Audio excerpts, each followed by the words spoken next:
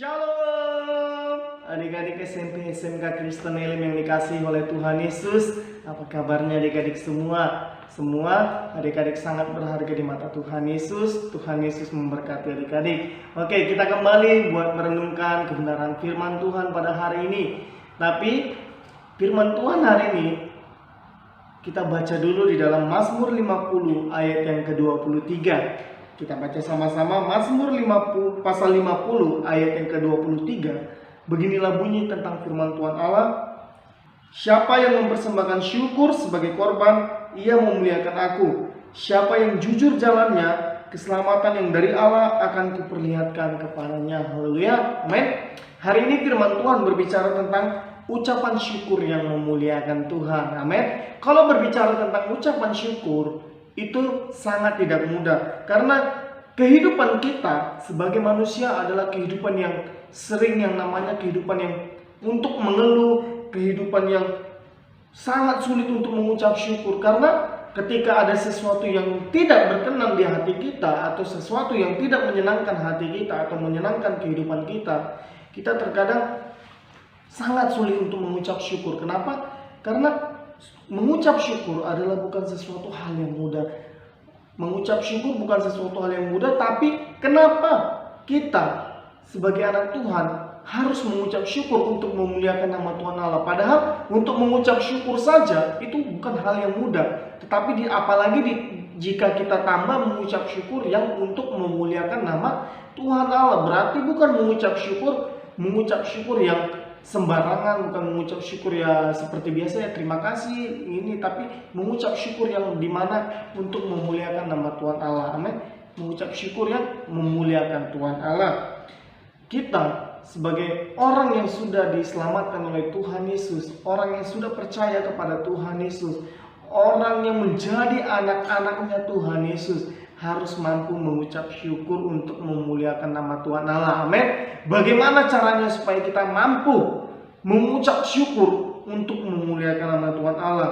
Yang pertama, kita harus tahu, kita harus ingat, kita harus mengerti bahwa Tuhan Yesus kita itu adalah Tuhan Yesus yang baik. Kenapa? Kalau adik-adik baca di dalam Yohanes pasal 3 ayat ke-16, di situ dikatakan, karena begitu besar kasih Allah akan dunia ini sehingga setiap orang yang percaya kepadanya tidak binasa melainkan beroleh hidup yang kekal. Jadi itu alasan kita yang pertama. Kita harus mengerti bahwa Allah itu adalah Allah yang baik. Kenapa Allah yang baik? Karena Allah yang mampu memberikan dirinya untuk menjadi korban buat keselamatan kita, untuk menebus kehidupan kita, untuk menebus dosa kita semua umat manusia. Jadi karena kita mengerti bahwa Allah kita baik, bahwa Yesus kita baik, berarti kita mengucap syukur. Mengucap syukur yang memuliakan Tuhan Allah berarti mengucap syukur yang benar-benar datang kepada Tuhan Allah, yang benar-benar mengucapkan rasa syukur kita dengan Tuhan Allah dengan melalui kehidupan kita, dengan karena kita mengerti bahwa Allah kita itu baik. Amin. Yang kedua, bagaimana supaya kita mampu mengucap syukur adik-adik? Yang kedua adalah ucapan syukur dapat keluar melalui iman kita. Ingat adik-adik, ucapan syukur dapat keluar melalui iman perbuatan kita.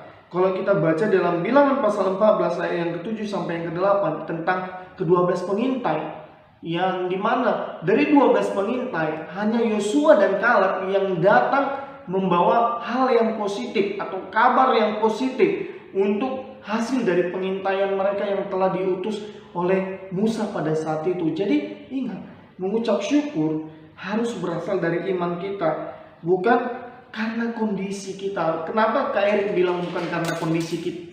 Kenapa Kak Erik bilang bukan karena kondisi kita harus mengucap syukur? Karena kalau dengan kondisi kita mengucap syukur itu tidak gampang. Karena kalau dengan kondisi kita mengucap syukur itu hanya setengah-setengah, bahkan istilah disebut panas-panas atau hangat-hangat atau suam-suam kuku. Kadang mengucap syukur, kalau tidak lagi bahagia tidak mengucap syukur, tapi kalau lagi bahagia nanti baru mengucap syukur. Itu yang tidak baik, itu yang tidak boleh kita lakukan sebagai anak Tuhan Yesus. Mengucap syukur bukan karena dalam kondisi situasi apapun.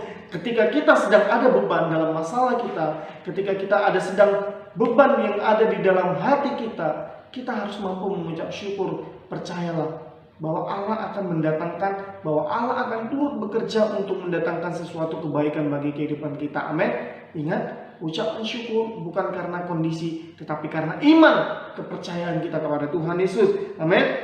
Yang terakhir, bagaimana cara kita supaya kita dapat mengucap syukur? Yang terakhir adalah kita harus menyatakan ucapan syukur kita itu. Menyatakan berarti kita harus memperlihatkan ucapan syukur itu, harus benar-benar ucapan syukur itu kita harus sesuai dengan tindakan kita. Jadi bukan cuma sekedar kata-kata aja adik-adik, tapi melalui perbuatan kita, melalui hidup kita, kita harus menerapkan ucapan syukur itu. Bukan jadi cuma sekedar mulutnya yang manis, kata-katanya yang manis, tapi benar-benar melalui kehidupan kita, melalui perbuatan kita, melalui yang ada dalam hati kita. Amin.